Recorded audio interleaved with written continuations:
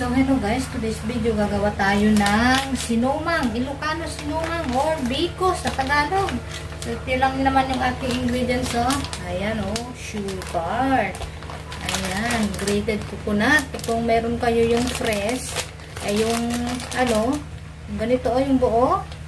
Pero dahil wala dito, at tinatamad na ako, itong ready na lang. Then pipigain ko yan mamaya. And then gusto ko itong black glutinous. Ayan guys, let's start na tayo.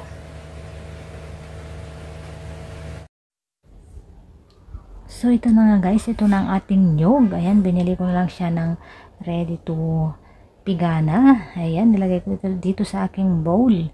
Ayan, pero kung meron naman kayong fresh, yung galing mismo sa puno, mas maigi, mas marami, mas masarap. So ayan guys, pipigain lang natin siya para makuha yung kanyang gata, dahil itong ating kailangan. Ayan, maglalagay tayo ng konting warm water, and then dagdagan natin ng cold para hindi siya masyadong mainit. Saka natin siya pipigain. Ayan guys, dahil kailangan lang natin dito yung gata.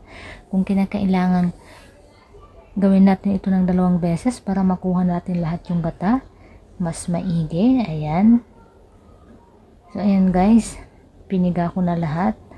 Ayan, after natin yan pigain, yung makukuha natin yung gata, yun ang ating lulutuin, dahil kailangan natin yung latik niya o yung lanis, dahil yun ang ihahalo natin mamaya dito sa ating glutinous rice. So, ayan, okay na. Ito na ang aking gata. Ito na yung napiga kong gata. Siyempre, sasalain na natin guys. Ayan, para makuha lahat natin yung gatan niya, sayang naman. So ayan guys, so ito namang glutinous guys. Ayan, normal kagaya ng pagluluto natin ng bigas, pero ang gagamitin ko itong black glutinous. Ayan, sinasan lang natin ng mabuti. Pwede kayong gumamit nung yung normal na glutinous, pero ako try ko ito. Susubukan ko lang to.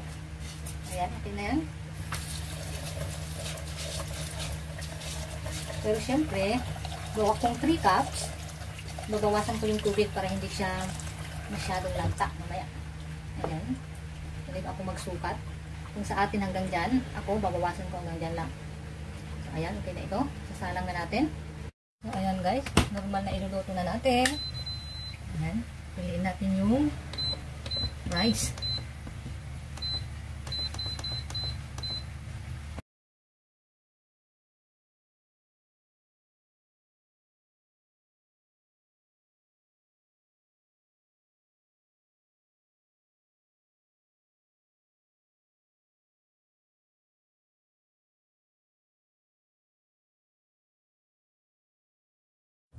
So, ayan guys, luto na ang ating gata. Ayan, yung oil lang ang kailangan natin. Pwede rin yung isama yung latik niya. Pero, ihiwalay ko muna para mamaya i-toppings ko. Depende kung pwede nyo gusto nyo ihalo sa ating suman o sa ating.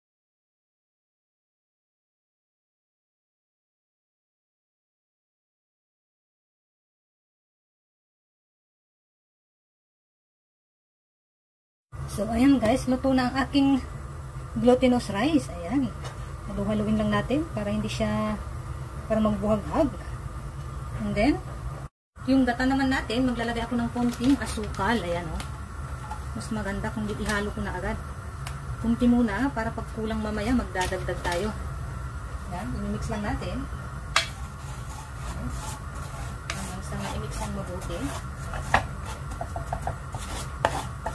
Make sure na low fire lang para hindi masunog.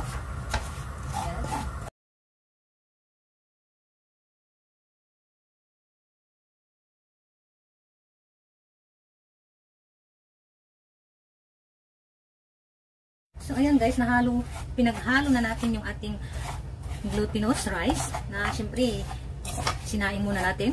And then ihalo na natin dito sa ating gata, yung ginata natin yung kanina, yung oil niya. At naglagay tayo ng kunting asukal. Ayan, imimix lang natin ng mix. Titimplahan natin kung tama yung asukal niya, tamang tamis. Ayan, make sure na ihalo ng mabuti. Ayan guys, tikman natin. Magdadagdag tayo ng asukal guys dahil kulang.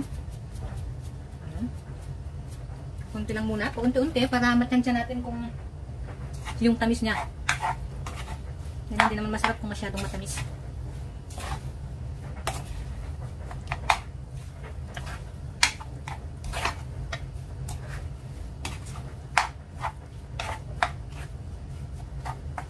So ayan lang guys. Ililinay natin ng konti.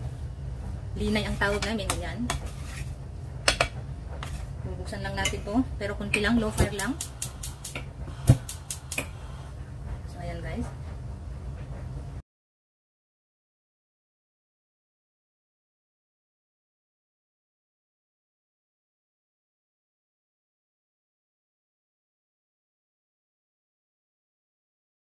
Ayan, nilalagay na natin dito guys, oh, para mas mabango. Ayan, naglagay ako ng banana leaves. Ang mahal ng banana leaves dito guys, sa atin, libre lang. Ayan, nilagay na natin dito. Ayan.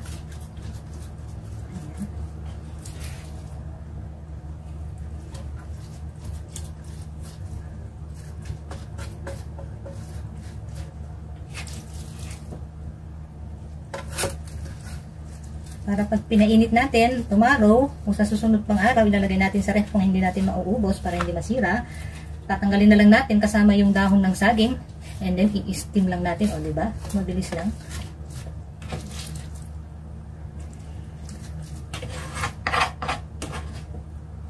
So, ayan guys. Okay na. Iayos lang natin siya.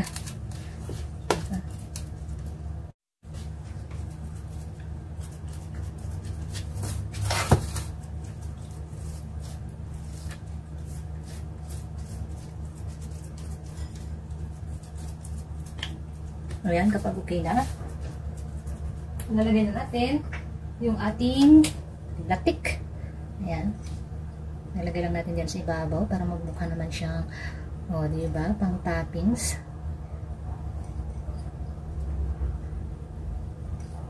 Siyempre, naghugas man ako ng kamay para malinis. Make sure na malinis ang ating food. Hygienic. Ayan. O, diba guys? Yummy-yummy na ang aking sinumang.